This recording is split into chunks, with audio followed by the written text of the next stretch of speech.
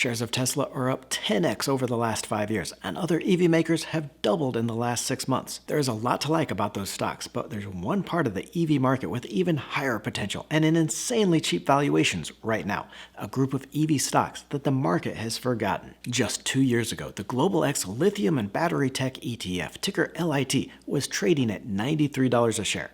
It is now down 42% at just $54 each, and all this as forecast for lithium demand to triple and the price to take off by 2030. I'll reveal why the price of lithium has plunged this year, taking the EV stocks with it, along with the 5 lithium stocks to watch and the one stock I'm buying.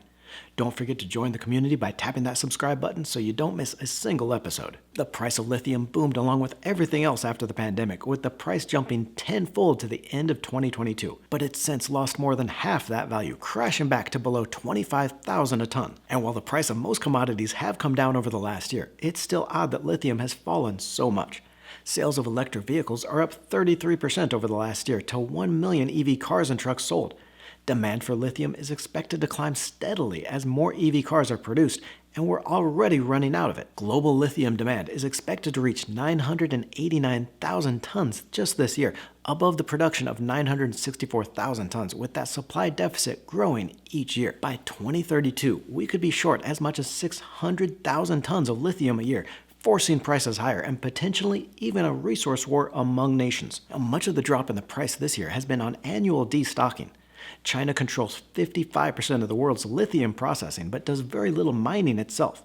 It generally restocks in the second half of the year, but a stop to some buyer incentives for EV cars earlier in the year, along with just a general economic slowdown, has meant it's delaying that annual restocking of its supply. It is clear, though, this drop in demand and the price is just temporary. EV cars are less than 10% of total vehicle sales in the United States, but expected to reach 30% by 2030. That would mean an increase of more than 3.5 million electric vehicles a year, each one requiring that lithium battery. So just that simple increase in demand will drive lithium back up to a forecast of 40,000 a ton, an increase of 60% from here. But we're seeing the beginning of a resource war that could push this even higher. China has spent over $4.5 billion in mine development across Africa and Latin America over the last 4 years just to lock in its supply. Australia recently blocked the sale of a mine to a Chinese national, and Canada has ordered several Chinese companies to sell their stakes in mines. Chile, the world's largest producer, has warned that it would nationalize its resources by 2030, and along with Bolivia and Argentina, could create a lithium cartel similar to OPEC is for oil prices. All this could easily turn into a resource war for lithium, sending that commodity back up and the 5 stocks I'm about to highlight to all-time highs. I'll get to those 5 lithium EV stocks to watch, but don't forget copper either. That's because we could be seeing a serious shortage of copper and higher prices in the very near future. Electric vehicles alone use more than 3 times the amount of copper compared to a traditional car, with more than 183 pounds of copper versus less than 60 pounds in regular internal combustion engines. Copper is also a major component of renewable energy delivery along with construction. Because of copper's unique conductivity, if it needs to carry electricity, you need copper for it. In fact, in estimates by the International Energy Agency, we see copper production estimates on the far right in blue here, with the demand estimates in red, and a deficit by next year.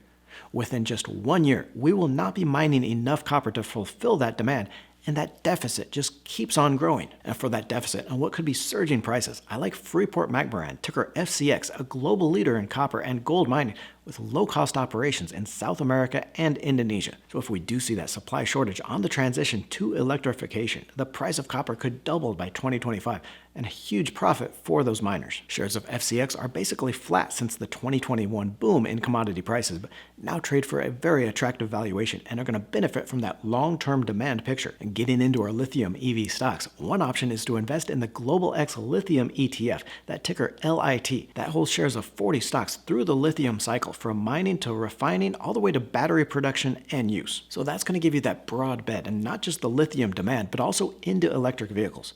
You won't have to worry about just one company because you're diversified across all 40 names. But even if you don't invest directly in that ETF, a great way to use it is to find the stocks in the theme to pick which ones you want to buy. On any ETF, you can go here to the fund page and look for its holdings here in the menu. You'll see the top 10 stocks held and can click here to see all the assets. And here you see why I don't like the lithium fund versus just investing in some of these separate stocks. Within just the top 10 stocks, we have 3 car makers, Tesla, Rivian, and BYD. Now, I do own shares of Tesla and Rivian, but if I want an ETF to invest in that lithium story, I'm not sure I want it diluted with a lot of these other themes like the car makers or electronics like Samsung. Instead, though, we can still use this list to find the true lithium stocks that might be worth another look. Our first pure-play lithium stock could be one of the riskiest, but also the highest return. Lithium Americas, ticker LAC. The company just closed on its plan to separate into 2 companies, one to hold the American assets at Thacker Pass in Nevada, and the other to hold the Argentine assets. And neither of these sites are in production yet, though the Argentine assets did produce a test run in June as part of its Stage 1 planning. So as a pre-production company, that means LAC isn't reporting revenue yet, and it could be years before sizable production can start those cash flows. Until then, the company is relying on debt and equity partners to fund its operations. The Thacker Pass asset has strong backing from General Motors, which recently committed $650 million for the right to offtake 100% of Phase 1 production for over 10 years and an optional 5-year extension. The asset is easily the most valuable for the company for its proximity to U.S. supply chain for processing and safety from nationalization. Thacker Pass could be the largest lithium deposit in the U.S. with over 16 million tons of measured and indicated resource and up to 40 years of production, but it's going to cost at least $2.3 billion in Phase 1 just to get it producing. So LAC is burning through just under $400 million a year, and that cash burn is going to accelerate through pre-production, but with that outlook and the demand for lithium, it shouldn't have a problem getting funding through GM and its other partners. It will likely need to issue more equity in the future, but it's eventually going to get that production and positive cash flow. Another pre-production lithium company here is Pedmont Lithium, ticker PLL. Now, Pedmont owns 2 projects in Tennessee and North Carolina and is a partner in 2 others in Canada and Ghana. The sites will produce both chemicals and concentrate, with some production expected this year, but several years before full production is reached. And versus LAC, Pedmont seems a little more risky to me. Construction has yet to start on most of its assets, and it hasn't yet lined up major partnerships or funding that it's going to need. The company is burning through about $100 million a year, a number that will jump once construction begins, and only has about $90 million in balance sheet cash. That said, though, just like with Lithium Americas, the future demand for lithium leads me to believe the company will have no trouble lining up a partner for that development, maybe even a larger car maker like Ford, and shares could spike with that announcement. Shares of LAC jumped 15% the day the GM partnership was announced. We're just getting started, but I've got to send that special shout out to all you out there in the Bowtie Nation. Thank you for spending a part of your day to be here. If you're not part of that community yet, just click that little red subscribe button. It's free and you'll never miss an episode. And before you get excited about this 14% dividend on shares of Sociedad Química, ticker SQM, it's clearly not sustainable. In fact, the company paid out just 79 cents a share in its most recent dividend, so if it did that for the next 4 quarters, it would still be a solid 6% yield. Now, SQM is not a pure-play lithium company, but is already in production and profitable. Lithium and derivatives account for about 80% of gross profit, with the rest out across plant nutrients and other chemicals.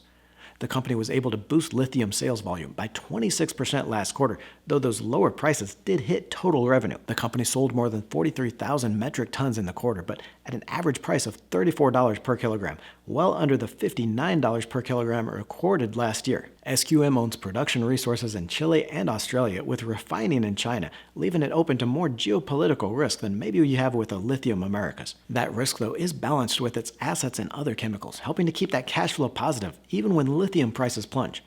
The company is expected to post $9.31 in earnings per share this year, which is more than enough to cover the 6% dividend yield, and will still come out cash flow positive. The shares are very attractive here on a valuation basis at just under 6 times on price to earnings, and this is one of my favorite lithium plays right now. It's further along than the others and pays that dividend. The only thing that worries me here is Chile's planned nationalization of those assets in 2030, so long term, I would be more cautious. Livent Corporation, ticker LTHM, is one of the further developed lithium companies with resources in Canada and Argentina, along with refining and processing in the US and China. The company is scheduled to complete its merger with Allkem over the next few months, which kind of puts a question mark on this stock. The merger will create scale and financial flexibility as one of the largest lithium chemicals producers, but management is going to have to prove that it can execute on that merger. Still, the company is expected to post $2.12 in earnings per share this year on a 30% bump in revenue to $1 billion. That puts the shares at an attractive 8 times price to earnings for a growth stock expected to continue growing those profits. We're up to that EV battery stock I'm buying next, but we can't talk about electric vehicles without talking about Tesla. Check out the video here where I break down the $2,000 price target on Tesla and the return upside over the next 5 years. And my favorite EV stock here, Albemarle Corporation, ticker ALB, is by far the largest lithium producer with sales of nearly $10 billion a year. ALB has a global reach, and while that exposes it to those geopolitical issues, it's really unavoidable for a large lithium company, and it gives it scale with the smaller upstarts like Lithium Americas and Pedmont just can't match. The company is already in commercial production and plans to double or triple extraction and triple its conversion through 2030. With prices expected to jump on that supply deficit, that could mean revenue flows higher from there. ALB is expected to post $26.50 in earnings this year on 43% sales growth to $10.5 billion. That means the shares are trading at under 6 times on a price-to-earnings basis and just 1.8 times sales. And compared to SQM, the dividend isn't much here at just under 1%, but I'd rather they put that cash into growth anyway. Growth like the planned acquisition of Australian Liontown Resources for $4.3 billion. Get your free report with the link below and see the 5 stocks I'm buying for the next 30 years, my forever stocks. Or click on the video to the right to see that breakdown of Tesla's $2,000 price target. Don't forget to join the Let's Talk Money community by tapping that subscribe button and clicking the bell notification.